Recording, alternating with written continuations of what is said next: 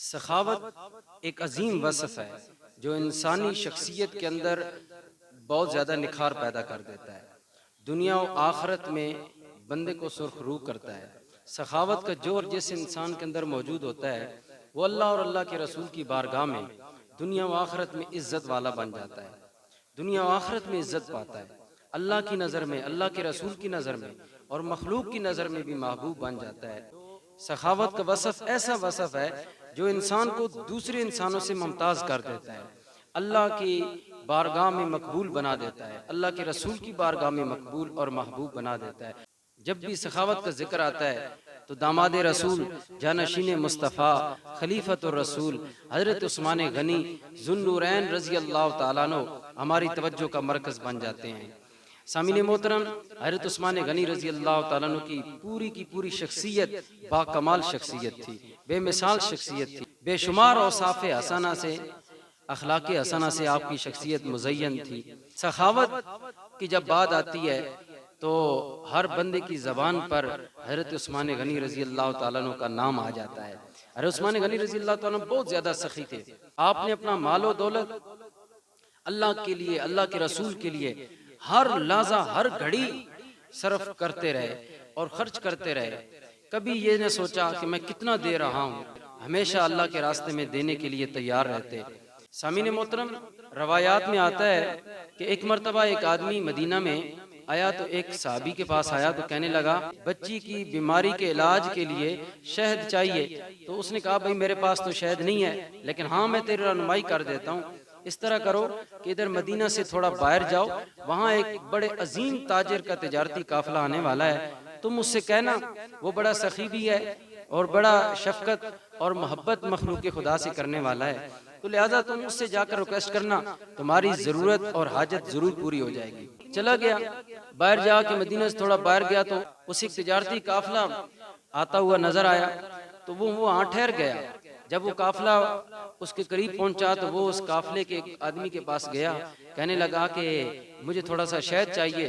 तो उधर गुलाम था, उसने कहा कि आप हमारे मालिक से बात कर लें, वो दे देंगे। तो वो बंदा काफिले के मालिक के पास चला गया, कहने लगा मेरी एक ज़रूरत है कि मुझे शहद थोड़ा सा चाहिए और मुझे उम्मीद है कि आप मुझे, इतने हसीन चेहरे वाले आप इंसान हैं, तो आप मुझे खाली हाथ नहीं लौटाएंगे, आप ज़रूर मेरी ज़रूरत को पूरा करेंगे। जब उस बंदे ने ये बात कही तो काफिले के मालिक ने कहा कि अच्छा ठीक है। काफिले के मालिक ने गुलाम को बुलाया और कहा भाई इसे एक शहद का जो मटका है ना, ऊंट पर 2 मटके लदे हुए हैं, एक मटका इसको दे दो शहद का। बंदा बड़ा हैरान हुआ, यार मुझे थोड़ा सा शहद चाहिए, पूरा मटका दे रहा है, कितना अच्छा इंसान है। तो जब उसने ये बात सोची तो गुलाम कहने लगा हुजूर अगर इसको एक शहद का मटका इसको दे दिया तो फिर ऊंट पर जो वजन है वो बराबर नहीं रहेगा, बरकरार नहीं रहेगा। तो काफिले के मालिक ने कहा अच्छा इस तरह करो, दोनों मटके इसको दे दो, शहद के दोनों मटके इसको दे दो। वो जो मांगने वाला था वो भी हैरान हुआ, गुलाम भी हैरान। तो गुलाम ने फिर एतराज किया, हुजूर ये 2 मटके क्या करेगा, ऐसे उठाए नहीं जाएंगे, इतने भारे मटके हैं शहद के, तो वो ये कैसे उठाएगा। अरे उस्मान गनी रज़ी अल्लाह तआला ने कहा अच्छा हाँ यार बात तो तू ठीक करता है, ये कैसे शहद के दोनों मटके उठाएगा। चलो इस तरह करो जो ऊंट है ना वो भी इसके हवाले कर दो, वो ऊंट भी इसको दे दो। जब काफिले के मालिक ने ये बात कही तो वो गुलाम जो था ना वो दौड़ते हुए ऊंट की तरफ गया और जाके ऊंट की मुहार पकड़ी और आके शहद के मटकों समेत ऊंट उसके हवाले कर दिया। वो आदमी लेकर जा रहा है, बड़ा हैरान हुआ, कहने लगा यार थोड़ा सा शहद मांगा था, 2 मटके भी दे दिए, ना सिर्फ 2 मटकों पर गुजारा किया बल्कि ऊंट भी दे दिया, सवारी भी दे दी। काफिले के मालिक ने गुलाम को बुलाया तो कहा मैंने तुझे कहा था एक मटका दे दो तो तूने इतराज किया, फिर मैंने तुझे कहा कि दोनों मटके दे दो तो तूने फिर भी इतराज किया, जब मैंने कहा कि सवारी भी इसको दे दो तो फिर तुमने कोई इतराज नहीं किया और दौड़ते हुए तू सवारी की तरफ चला गया और सवारी मटकों समेत इसके हवाले कर दी उस बंदे के। तो ये बात मुझे समझ नहीं आई, तो जब मैं थोड़ी चीज दे रहा था उस वक्त तू इतराज कर रहा था, जब मैंने सारा दे दिया तो फिर तूने दौड़ के जाके उस बंदे के हवाले कर दिया। तो गुलाम कहने लगा हुजूर मैं इसलिए दौड़ कर गया सवारी की तरफ कि मुझे डर लग गया था कि अगर अब मैंने चौथी मरतबा एतराज किया तो आप ये कहीं ना कह दें कि तू भी इसके साथ चला जा, और मैं उसके साथ चला जाता था। उस्मान गनी जो काफिले के मालिक ने कहा भाई बात यह है अगर तू उसके साथ चला जाता तो तू आज़ाद हो जाता, तुझे आज़ाद कर देता। तो वो जो गुलाम था ना, वो आबदीदा हो गया, आबदीदा हुआ और आंखों में आंसू भर आए। तो उसने अपने मालिक की तरफ देखकर कहा ना, हुजूर आप ठीक कहते हैं, मैं आज़ाद हो जाता, मुझे आज़ादी की ज़िंदगी मिल जाती, लेकिन मुझे आज़ादी नहीं चाहिए, मुझे आपकी गुलामी चाहिए, मैं आपकी गुलामी में रहना चाहता हूँ। क्यों? इसलिए कि आपको तो गुलामों की कमी नहीं है, मेरे जैसे सैकड़ों हजारों गुलाम आपको मिल जाएंगे, लेकिन मुझे आप जैसा आका कहाँ मिलेगा, मुझे आप जैसा सरदार कहाँ मिलेगा। लोगों, वो जो काफिले का मालिक था वो कोई और नहीं इंसान। काफिले का मालिक कौन था? काफिले का मालिक कोई आम इंसान नहीं था, वो महबूब रहमान, महबूब हबीबुर रहमान, वो अजीम इंसान सैयदना उस्मान रजी अल्लाह ताला अन्हु थे। सैयदना उस्मान थे रजी अल्लाह ताला अन्हु, कमाल दर्जे सखावत के। आपकी सखावत के ऐसे अनमोल वाक़ियात तारीखी रवायात में और अहादीस तैयबा में मिलते हैं कि शायद ही ऐसा सखी माँ ने कायनात में कोई जना हो जो हज़रत उस्मान गनी रज़ी अल्लाह ताला अन्हु की सखावत की बराबरी रखने वाला हो। क्या क्या मैं आपको वाक़ियात सुनाऊंगा हज़रत उस्मान गनी रज़ी अल्लाह ताला अन्हु के सखावत, हज़रत उस्मान गनी रज़ी अल्लाह ताला अन्हु की सखावत के मैं क्या आपको वाक़ियात सुनाऊं। आपने सखावत की ऐसी अनमोल तारीख रकम की है। अरे उस्मान गनी रज़ी अल्लाह ताला जब मदीना शरीफ में हिजरत करके मुसलमान आ गए, मदीना में आबाद हो गए, तो वहाँ पानी का बहुत बड़ा मसला था, मीठे पानी का बहुत बड़ा मसला था। तो हुज़ूर अलैहिस्सलाम के सहाबा ने आकर शिकायत की कि या रसूलल्लाह पानी का बड़ा मसला है। वहाँ मदीना में एक कुआं था, बेर रूमा जिसको कहा जाता था, वो एक यहूदी का कुआं था। तो यहूदी उसका मालिक था और वो बहुत महंगा पानी बेचता था और लोगों को बड़ा तंग करता था। एक दफा हुजूर अलैहिस्सलाम ने फरमाया कि भाई कौन है जो जन्नत के चश्मे के बदले में ये मदीना के इस चश्मे को खरीद ले, यानी बेरे रूमा को खरीद ले, मदीना के कुएं को खरीद ले और जन्नत के चश्मे के बदले में खरीद ले। तो हज़रत उस्मान गनी रज़ी अल्लाह ताला अन्हु ने जब ये बात सुनी ना, तो आप चले गए उस यहूदी के पास, 35,000 दिरहम में वो कुआं खरीद लिया। जब कुआं खरीद चुके तो हज़रत उस्मान गनी रज़ी अल्लाह ताला अन्हु वापस आए, हुजूर की बारगाह में हाजिर हुए, अर्ज किया या रसूल अल्लाह, आपने फरमाया था कि बेरे रूमा जन्नत के चश्मे के बदले में कौन खरीदना चाहता है, अगर या रसूलल्लाह वो मैं खरीद लूं तो क्या वो बिशारत मेरे लिए भी है? हुजूर अलैहिस्सलाम ने फरमाया हाँ उस्मान, ये बिशारत आपके लिए भी है, अल्लाह आपको जन्नत का चश्मा अता फरमाएगा। तो हज़रत उस्मान गनी रज़ी अल्लाह ताला फरते मोहब्बत में हुजूर की बारगाह में अर्ज गुजार हुई, या रसूलल्लाह आप फिर गवाह हो जाइए, मैंने बेरे रूमा को खरीद लिया है, अल्लाह की रजा के लिए वक्फ भी कर दिया है। सखी आदमी के मुआशरे में इज्जत होती है, बखील आदमी की इज्जत नहीं होती। सखावत ऐसा जोर है कि इसकी वजह से हुजूर अलैहिस्सलाम ने एक काफिर की भी तारीफ की है। हातिम ताई एक काफिर था। हातिम ताई की बेटी जब गिरफ्तार होकर आई ना, तो हुजूर अलैहिस्सलाम ने फरमाया इसके ऊपर चादर दो। हुजूर ने अपनी चादर अता फरमाई। हातिम ताई की बेटी के सर पर हुजूर अलैहिस्सलाम ने अपनी कमली मुबारक ओढ़ी, फरमाया इसके शर्म हया का, इसके पर्दे का ख्याल रखो, इसका बाप बड़ा सखी था, इसका बाप बड़ा सखी था। हुजूर अलैहिस्सलाम वो काफिर था, हातिम ताई काफिर होने के बावजूद अल्लाह के नबी उसकी तारीफ कर रहे हैं, किस वजह से? क्योंकि वो सखी था, वो सखी था। तो सखावत जो है वो इंसान को मुमताज बना देती है। सखी आदमी को हर बंदा दिल से दुआएं देता है और बखील आदमी को कभी भी कोई दुआ नहीं देता। इसलिए अल्लाह ताला हमें बुखल से बचने की तौफीक अता करे। बखील आदमी कभी जन्नत में दाखिल नहीं होगा। हुजूर अलैहिस्सलाम ने फरमाया बखील आदमी कभी जन्नत में दाखिल नहीं होगा। तो इसीलिए अल्लाह ताला बुखल से महफूज रखे और सखावत जैसे अजीम जोहर और वसफ से अल्लाह हर मुसलमान के दामन को माला माल फरमाए। अरे उस्मान गनी रज़ी अल्लाह ताला ने हुजूर से वफा की और इश्क व मोहब्बत की अजीब दास्तानें रकम की।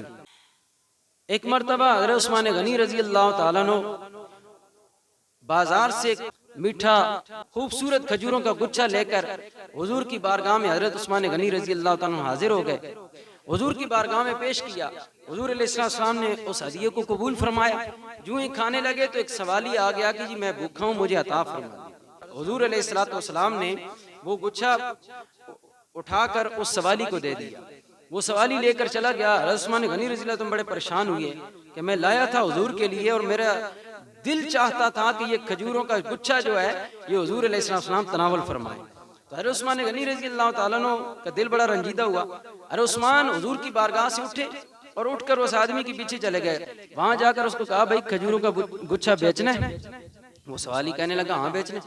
कहा, कितने पैसों? कितने पैसों? अरे तो उस्मान गनी रज़ी अल्लाह ताला अन्हु ने उसको पैसे दिए, खजूरों का गुच्छा वापस ले गए, वापस हुजूर की बारगाह में हाजिर हुए।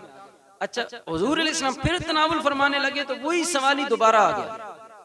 उसने फिर सवाल किया। हुजूर अलैहिस्सलाम सखावत के समुंदर थे, आपने फिर दे दी। वो लेकर चला। उस्मान रजी अल्लाह ताला को बड़ा अजीब लगा। आप फिर उठकर उसके पीछे चले गए और उससे जाकर दोबारा खरीद लिया। फिर खरीद कर हुजूर की बारगाह में पेश किया तो वो सवाली भी बड़ा अजीब था। वो तीसरी मर्तबा फिर आ गया हुजूर से मांगने के लिए। हुजूर ने फिर वही खजूरों का गुच्छा उसको दे दिया।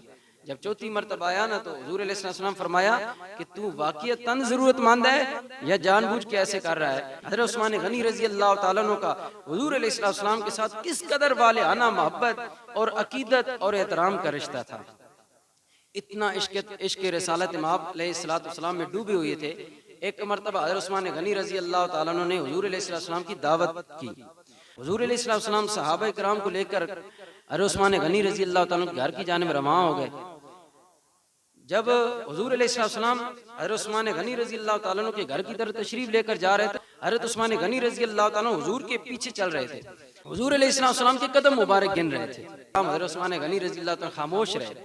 जब हुजूर अलैहिस्सलाम ने खाना तनावुल फरमाया, खाना तनावुल फरमाने के बाद दुआ फरमाने के बाद वापस तशरीफ ले आए तो हज़रत उस्मान गनी रज़ी अल्लाह ताला बाजार गए और जितने कदम हुजूर अलैहिस्सलाम ने हज़रत उस्मान गनी के घर की जानिब उठाए थे, इतने गुलाम हज़रत उस्मान गनी रज़ी अल्लाह ताला अन्हु ने आज़ाद फरमा दिए।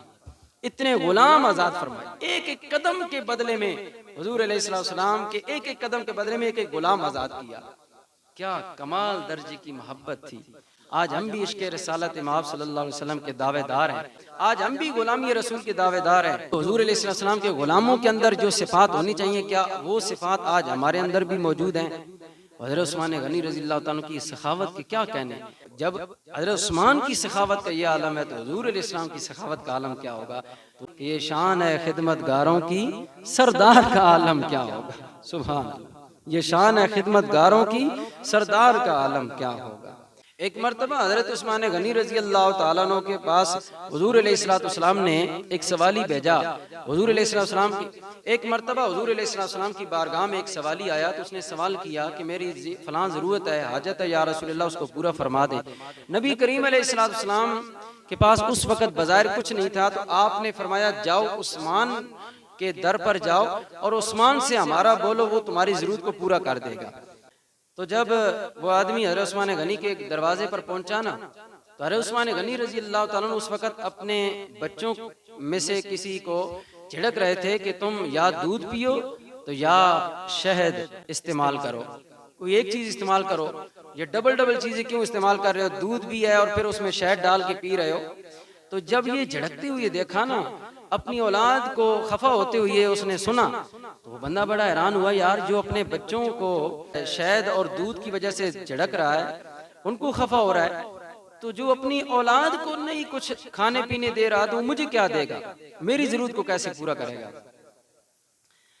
खैर उसने कहा अब हुजूर ने भेजा है तो चलो दस्ते सवाल तो दराज करते हैं, आजमा लेते हैं। दरवाजे पर उसने दस्तक दी ना तो हजरत उस्मान गनी रजी अल्लाह ताला बाहर तशरीफ ले आए। आपने फरमाया हाँ भाई आने वाले कौन है, क्या काम है तुझे?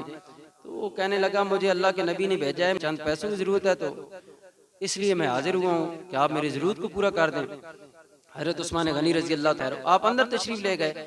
अंदर गए तो आपने एक दिरहम से भरी हुई थैली बाहर ले आए और उसको दे दी। गालिबन 1000 दिरहम की थैली थी, वो उसके हवाले कर दी। तो वो बंदा बड़ा हैरान हुआ, यार मुझे तो चंद पैसों की चंद दिरहमों की जरूरत थी तो इन्होंने पूरी थैली भर के दे दी।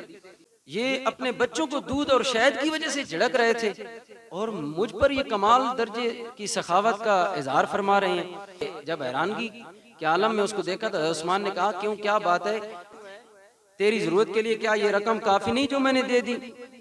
उसने कहा नहीं जी हुजूर, रकम तो बहुत ज्यादा आपने दे दी है। मैं हैरान इस बात पर हूँ कि आपकी आवाज मैंने सुनी थी, आप अपने बच्चों को दूध और शहद की वजह से झिड़क रहे थे कि या दूध इस्तेमाल करो तो या शहद इस्तेमाल करो, दोनों चीजें क्यों इस्तेमाल कर रहे हो। तो मैं सोच रहा था कि बच्चों के लिए बंदा कमाता है, बच्चों के लिए बाप मेहनत करता है, उनको झिड़क रहे हैं और मुझे आपने 1000 दिरहम बगैर सोचे समझे दे दिए।